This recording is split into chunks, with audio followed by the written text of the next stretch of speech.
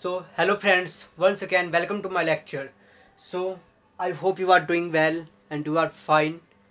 So, दोस्तों आज हम एक नया चैप्टर करेंगे, एक नया कंसेप्ट करेंगे, बिल्कुल ही एक न्यू एंड फ्रेश टॉपिक जिसका नाम है सीक्वेंस एंड सीरीज. सो मैं हेडिंग यहाँ पे लिख देता हूँ, sequence and series. It is one of the most important topic according to CBSE and also according to NTA means G. तो अप्रोक्सी इसमें से 2 to 3 क्वेश्चन आते ही आते हैं जी में. और ये आपका क्लास 11 का 9th चैप्टर है अकॉर्डिंग टू एनसीईआरटी. अब इस चैप्टर ना बहुत बड़ा चैप्टर ही है, पर इसमें कई कंसेप्ट हैं. जैसे सबसे पहला कंसेप्ट इस चैप्टर में आएगा एपी. एपी के बाद आएगा जीपी. जीपी के बाद आएगा एचपी. और एचपी के बाद आएगा आपका सिग्मा नोटेशन. Sigma notation. अब ये चीज है क्या? तो जिन्होंने 10th आईसीएसई या सीबीएसई से पास क्योंकि उन्हें तो एपी पता होगा. जिन्होंने आईसीएसई से क्योंकि उन्हें जीपीपी आती होगी, पर सीबीएसई वालों को नहीं आती होगी. पर एचपी और सिग्मा नोटेशन ये दोनों कंसेप्ट न्यू है. तो अब हमें ना इस चैप्टर में सबसे पहले एपी, फिर एपी से होते हुए जीपी, जीपी से होते हुए एचपी और एचपी से होते हुए सिग्मा नोटेशन हम जाएंगे. और ये कंसेप्ट हैं, सिर्फ पर्टिकुलरली आप इन्हें एक एक चैप्टर की तरह देख सकते हो. एपी को आप एक पर्टिकुलर चैप्टर की तरह देखो, जीपी को एक पर्टिकुलर चैप्टर की तरह, एचपी को सिग्मा नोटेशन को. और आर डी शर्मा में ऐसे ही है, पर आर डी शर्मा में भी एचपी नहीं है और एचपी ना ही आपके बोर्ड के सिलेबस में. एपी, जीपी और सिग्मा नोटेशन बोर्ड के सिलेबस में, पर एचपी नहीं है. तो एक हिसाब से अगर हम देखें तो ये 4 चैप्टर है. सीक्वेंस एंड सीरीज 4 चैप्टरों का एक कॉम्बिनेशन है, एक कॉम्बो बैक है जिसमें 4 चैप्टर आ रहे हैं आपको. तो हमारा सबसे पहले काम क्या है? एपी को करना. हम सबसे पहले एपी से होते हुए जाएंगे. अब सीक्वेंस एंड सीरीज सबसे पहले समझिए है क्या चैप्टर. यहाँ पे AP, GP, HP, sigma notation, sequence. तो सीक्वेंस एंड सीरीज यहाँ पे सिंपल, यहाँ पे नंबरिंग होगी. सीक्वेंस चल रहे हैं नंबरों की, सीक्वेंस और उसकी एक सीरीज है, तो उसे कहते हैं AP, GP, HP, sigma notation, या फिर उसे और पूरे को कहते हैं सीक्वेंस एंड सीरीज. ये तो सबसे पहले अब हम आते हैं एपी पे. What do mean by AP? AP, तो एपी क्या है? Arithmetic, arithmetic progression, arithmetic progression. GP क्या है? Geometric progression. एचपी क्या है? Harmonic, harmonic progression. ये एपी, जीपी, एचपी इनकी. अब सिग्मा नोटेशन क्या है?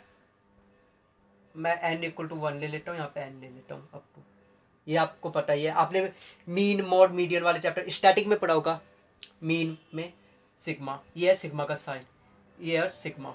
यहाँ पे हम सिग्मा ही पढ़ेंगे. तो अब सबसे पहले हमारा काम है एपी. एपी क्या है? AP is nothing but it is a sequence और series of number. AP is nothing but it is a sequence of numbers with some special character, with some special character. And what is that character? यही है सबसे बड़ा concept, वही हम देखेंगे अभी. that the difference between two numbers are same. AP क्या है? It is A sequence of number और सीरीज ऑफ नंबर. एक सीक्वेंस और सीरीज चल रही है नंबरों की, जिसमें जो डिफरेंस है दो नंबरों का आपस में वो सेम है. It is known as AP. अब कैसे? एक एग्जांपल लेते हैं. लेट 2, 4, 6, 8, 10 चल दिए. तो यहाँ पे जो डिफरेंस देखो, 2 का, 2 का, 2 का. वैसे ही और अगर एक लें हम एग्जांपल 1, 2, 3, 4, 5, 6, 7, यहाँ पे भी 1 का डिफरेंस चल रहा है. अब एक हम नेगेटिव एपी ले सकते हैं. AP can be positive, negative, कुछ भी हो सकता है. एपी पॉजिटिव, नेगेटिव हो सकता है. एपी जीरो भी हो सकता है. अगर मैं 0, 0 ले लूँ, 0,0,0,0,0, तो इनका जो कॉमन डिफरेंस है, जो डिफरेंस हो रहा है इन दोनों के बीच में 0, इन दोनों के बीच में भी 0, तो ये भी एक एपी है, 0 भी एक एपी है। तो अब एक एपी लेता हूँ मैं, लेट -10 से स्टार्ट करो, -10, -9, -8, -7, क्या एपी है देख लेते हैं जी। इनके बीच का डिफरेंस, इनके बीच का डिफरेंस कैसे होगा, -9 -10, तो कितना हुआ 1। यहाँ पे देखते हैं -8 -9, बिल्कुल भी डी सेम है, तो ये एपी है। Common difference between two numbers are same, ठीक है, एपी है। तो आगे हम इसके नए और कंसेप्ट सीखेंगे, इसके और डेफिनेशन देखेंगे कि एपी में फर्स्ट नंबर क्या है, सेकंड नंबर, थर्ड नंबर, इनका common difference, sum of numbers, ये सब देखेंगे। तो तब आप इसका स्क्रीनशॉट ले लो, फिर हम आगे के नेक्स्ट कंसेप्ट स्टार्ट करेंगे। सो गाइज आई होप कि आपने ले लिया होगा स्क्रीनशॉट, मैं इसे रब कर देता हूँ।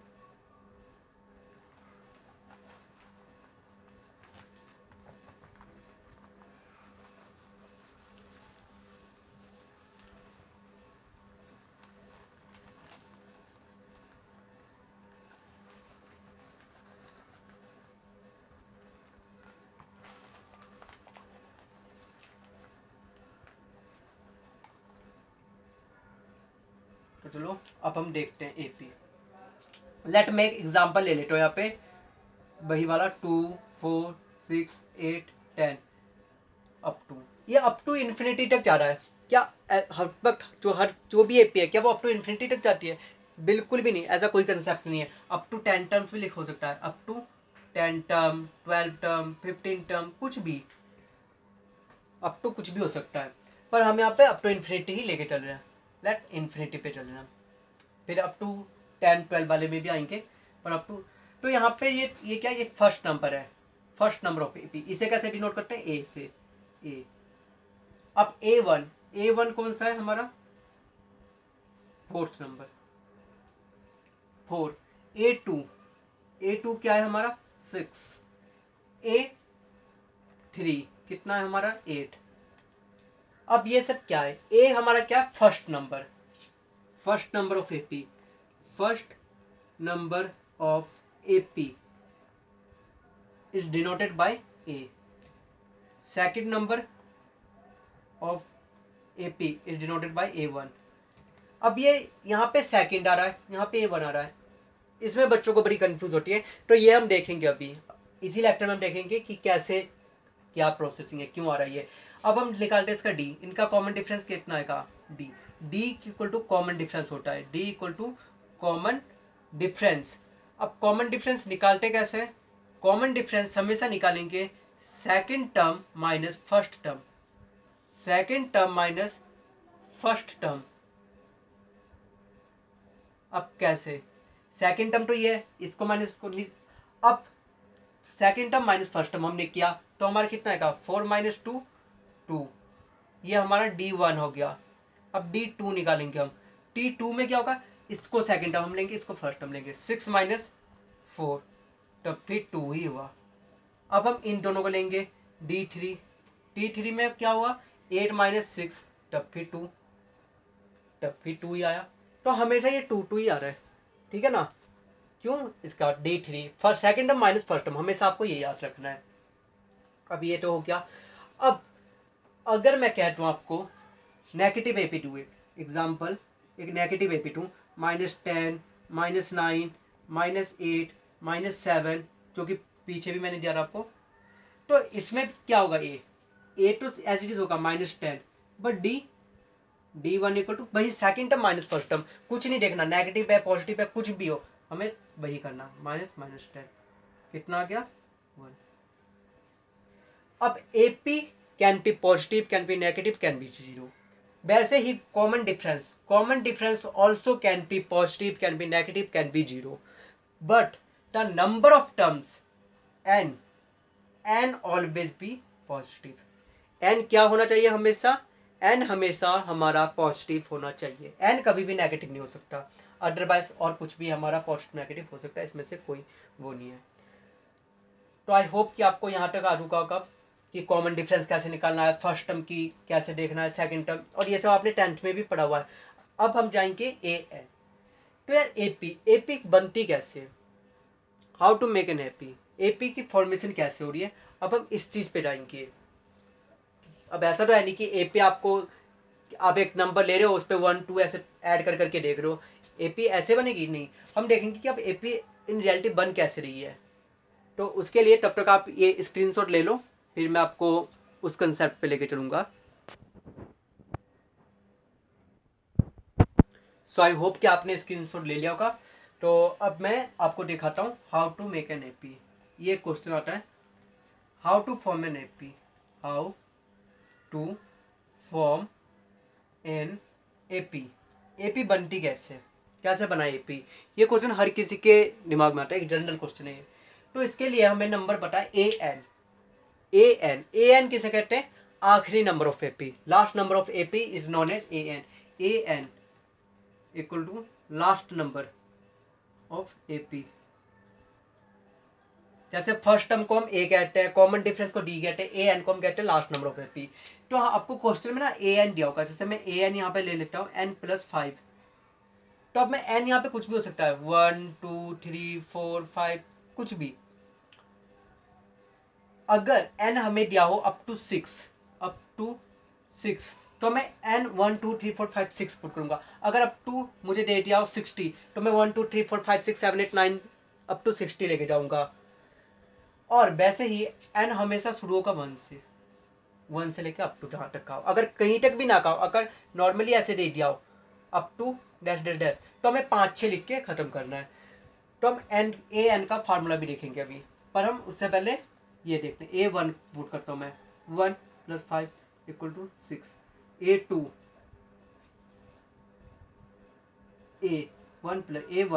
A1 होगा 2 + 5 = 7, A2 होगा 3 + 5 = 8, A3 4 + 5 = 9, A4 5 + 5 = 10।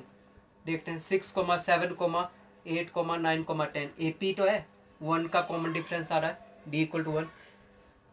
पर अभी भी एक क्वेश्चन यही पे अटक रहा होगा कि ये 1 है पर यहाँ पे हम A2 की वैल्यू पुट कर रहे हैं, तो यहाँ पे भी आएंगे। पर उससे पहले आपको कंसेप्ट ये समझ में आ चुका होगा कि ए एन से हम किस कंसेप्ट पे जा रहे हैं। पर अभी भी वही जो कंसेप्ट हमारा था कि हम क्यों ले रहे हैं यहाँ पे, तो इसके पीछे वजह है A N, how to find A n. यहाँ पे तो मैंने ए एन दे दिया था आपको, यहाँ पे तो मैंने ए एन दिया हुआ है। अब अगर ए एन ना दिया हो आपको, आपको ए दिया हो डी दिया हो, आपको ए एन नहीं दिया हो, तब कैसे करेंगे, अब हम वो देखते हैं। पर तब तक के लिए आप इतना नोट कर लो या स्क्रीनशॉट ले लो आपको।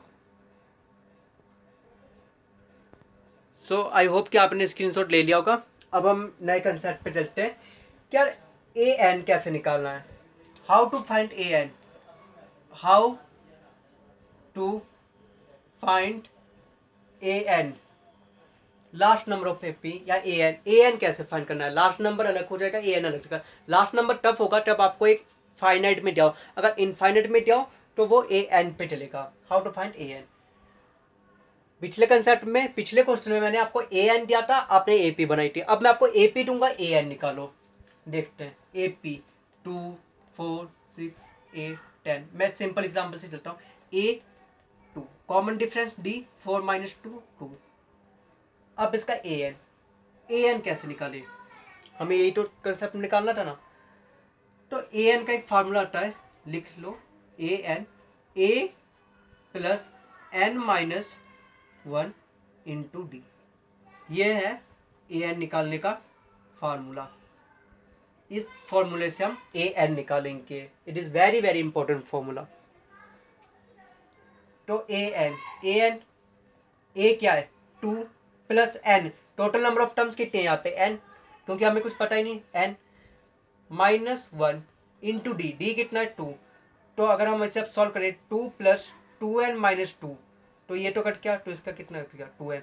अब अगर हम देखें तो 2 में कुछ भी मल्टीप्लाई करो ए एन के अकॉर्डिंग, 2 × 1 = 2, 2 × 2 = 4, ए भी बन रही है ना, ए भी बन रही है हमारी। तो ऐसे ही होता है ए एन। अब अगर मैं यहाँ पे कहता हूँ up to 10 terms, up to 10 terms, तो क्या होगा, तो एन कुछ नहीं होगा, सिर्फ एन की वैल्यू चेंज हो जाएगी। तब हम यहाँ पे एक नया कंसेप्ट में मिल गया एन इक्वल टू 10। अब हम क्या करेंगे, ए एन भी नहीं लिखेंगे, हम A10 लिखेंगे, क्योंकि एन की वैल्यू हम यहाँ पे कर रहे हैं ना, एन यहाँ पे था इसलिए यहाँ पे एन हुआ। अब जब मैं यहाँ पे 10 करूँगा तो यहाँ पे भी 10 करूँगा, जैसे मैं यहाँ पे कर रहा हूँ ए प्लस n-1 यानी 10-1 इंटू डी कितना है 2, तो करें 2 10-1 9 9 2 जा 18, 2 प्लस 18 कितना हुआ 20 हो गया ना। अगर यहाँ पे एन क्या हो, और यही कंसेप्ट है कि क्यों हम a1 a equal to 2 a1 equal to 4, कि ये तो फर्स्ट नंबर है तो इसे a1 लिखते हैं, a से 2 लिखते हैं, क्यों नहीं हम लिख रहे थे, वो कंसेप्ट यहीं से आ रहा है, क्योंकि n-1 n से 1 कम हो रहा है, इसीलिए जब यहाँ पे 1 था तो 1-1 0, 2-1 1, इसीलिए यहाँ पे 1 आ रहा था और यहाँ पे 0 आ रहा था। यही कंसेप्ट था, वो इसी कंसेप्ट के लिए एक कदम हमेशा पीछे आ रहे थे। तो अब यहाँ से आपको how to find A N भी समझ में आ चुका कि ए एन कैसे निकाल रहे हैं, ए एन को हम कैसे सॉल्व कर रहे हैं, एक्सिक्यूट कर रहे हैं। अब आपको ये भी कंसेप्ट आ चुका है। तो अब इसके बाद कंसेप्ट आता है sum of AP, how to find sum of AP. अब आपको कोई ऐसे भी पूछ सकता है 2 4 6 8 10, अब इसका सम बताओ। अब आप क्या करोगे, 2 + 4 6, 6 + 6 12, 12 + 8 20, 20 + 10 30। अब भैया मैं कहता हूँ आप 200 निकालो, बंदा खत्म हो जाएगा, पर क्वेश्चन नहीं खत्म होगा, पूरा टाइम चला जाएगा। तो उसके लिए भी हमारे पास मेथड्स हैं और उसी मेथड पे अब हम जाएंगे, पर तब तक के लिए आप स्क्रीनशॉट ले लो इसका, how to find N A N, इसका स्क्रीनशॉट ले लो, फिर हम जाएंगे सम ऑफ एपी के पास। अब हम करेंगे sum of AP, very important topic, sum of n AP कैसे निकालते हैं, सम कैसे निकालते हैं। तो सम निकालने के ना 2 फॉर्मूले, और दोनों ही आसान है, बहुत ही इजी है, कुछ हार्ड नहीं है। पर सबसे पहले हम सिंपल जो क्लासिकल मेथड है उस पर चलते हैं। अब एक फॉर्मूला है S इक्वल टू A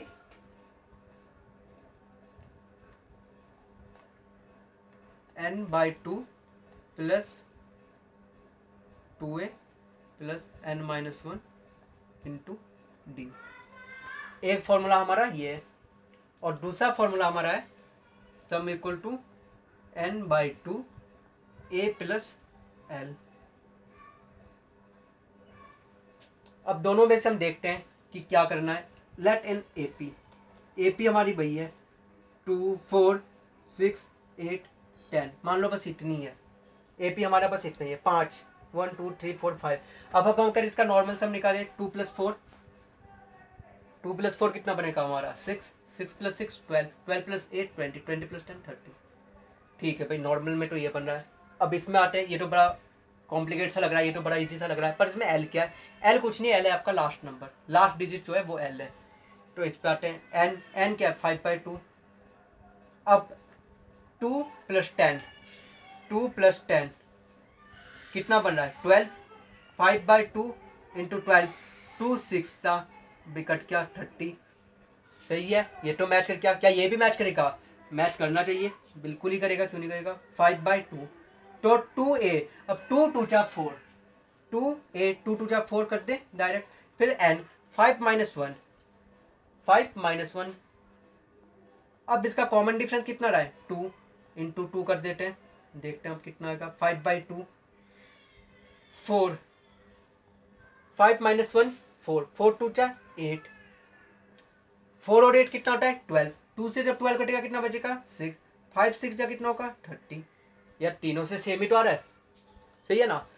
तो फिर इन दोनों फॉर्मूलोज की जरूरत क्यों पड़ी, ये तो फार्मूला क्यों बनाए गए, हम नॉर्मली ऐसे क्लासिकल कर लेते 2 + 4 + 6 ऐसे नॉर्मल।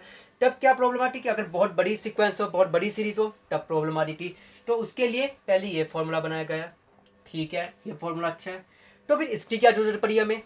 अब क्या हो रहा है ना, कई बार यहाँ पे जैसे अब अगर यहाँ पे भी हम देखें तो यहाँ पे कितनी स्टेप का था 1 2 3, 3 से 4 स्टेप में, वहीं पे ये कितना रहा है आपका 1 2 3, 3 स्टेप, अभी मैंने 2 स्टेप यहाँ पे खाए, 2 स्टेप मैं छोड़ के गया हूँ।